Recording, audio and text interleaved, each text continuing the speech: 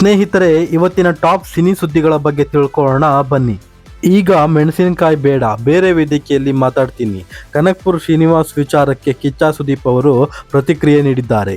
ಹೌದು ಸ್ನೇಹಿತರೆ, ನಟ ಕಿಚ್ಚ ಸುದೀಪ್ ನೇತೃತ್ವದ ಕರ್ನಾಟಕ ಬುಲ್ಡೋಸರ್ ತಂಡ ಇತ್ತೀಚೆಗಷ್ಟೇ ಸೆಲೆಬ್ರಿಟಿ ಕ್ರಿಕೆಟ್ ಲೀಗ್ನಲ್ಲಿ ಗೆದ್ದು ಇತಿಹಾಸ ನಿರ್ಮಿಸಿತ್ತು. ಈ ಮಹತ್ವದ ಗೆಲುವಿನ ಸಂಭ್ರಮಾಚರಣೆಯ ಹಿನ್ನೆಲೆಯಲ್ಲಿ ಕಿಚ್ಚ ಸುದೀಪ್ ಅವರು ಸುದ್ದಿಗೋಷ್ಠಿ ನಡೆಸಿದ್ದರು. ಈ ವೇಳೆ ನಿರ್ಮಾಪಕ ಕನಕಪುರ ಶ್ರೀನಿವಾಸ್ ಅವರು ಈ ಹಿಂದೆ ಸುದೀಪ್ ಸೇರಿದಂತೆ ಸ್ಯಾಂಡಲ್ವುಡ್ನ ನಟರು ಹಾಗೂ ನಿರ್ದೇಶಕರ ಬಗ್ಗೆ ವೇದಿಕೆಯಲ್ಲಿ ಅವಾಚ್ಯ ಪದಗಳನ್ನು ಬಳಸಿರುವ ವಿಚಾರದ ಬಗ್ಗೆ ಮಾಧ್ಯಮಗಳು ಪ್ರಶ್ನೆ ಕೇಳಿದ್ದವು. ಪ್ರಶ್ನೆಗೆ ಪ್ರತಿಕ್ರಿಯಿಸಿದ ಕಿಚ್ಚ ಸುದೀಪ್ ಅವರು ವಿಷಯವನ್ನು ಬೇರೆಯದೇ ಶೈಲಿಯಲ್ಲಿ ತಿರುಗಿಸಿ ಉತ್ತರ ನೀಡಿದ್ದಾರೆ. ಇಂತಹ ಸಿಹಿಯಾದ ಸಮಯದಲ್ಲಿ ಮೆಣಸಿನಕಾಯಿ ಯಾಕೆ ಈಗ? ಅದಕ್ಕೆ ಇನ್ನೊಂದು ವೇದಿಕೆ ಹತ್ತುತ್ತೀನಿ, ಆಗ ಮಾತನಾಡುತ್ತೀನಿ. ಲಾಡು ತಿನ್ನುವ ಸಮಯದಲ್ಲಿ ಮೆಣಸಿನಕಾಯಿ ಬೇಡ ಎಂದು ಕಿಚ್ಚ ಸುದೀಪ್ ಅವರು ಹೇಳಿಕೊಂಡಿದ್ದಾರೆ. 20 ಲಕ್ಷ ರೂಪಾಯಿಯ ಗೋಲ್ಡ್ ಚೈನ್ ಅನ್ನು ಖರೀದಿಸಿದ ರಕ್ಷಿತಾ ಶೆಟ್ಟಿ.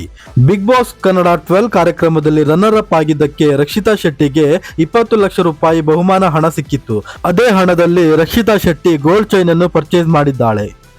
ಇನ್ಸ್ಟಾಗ್ರಾಂನಲ್ಲಿ ರಾಧಿಕಾ ಪಂಡಿತ್ ಅವರು ಶೇರ್ ಮಾಡಿಕೊಂಡಿರುವ ಒಂದು ಅಪರೂಪದ ಫೋಟೋ ಇದೀಗ ವೈರಲ್ ಆಗಿದ್ದು, ಮುದ್ದು ಮಗ ಯಥರ್ವಗೆ ಬಾಂಬೆ ಮಿಠಾಯಿ ಕೊಡಿಸುತ್ತಿರುವ ಕ್ಷಣ ಎಲ್ಲರ ಮನ ಗೆದ್ದಿದೆ. ಈ ಫೋಟೋ ಜೊತೆ ಬಾಲ್ಯದ ನೆನಪುಗಳನ್ನು ಹಂಚಿಕೊಂಡಿರುವ ರಾಧಿಕಾ ಪಂಡಿತ್ ಅವರು ತಮ್ಮ ಅನುಭವವನ್ನು ಹಂಚಿಕೊಂಡಿದ್ದಾರೆ.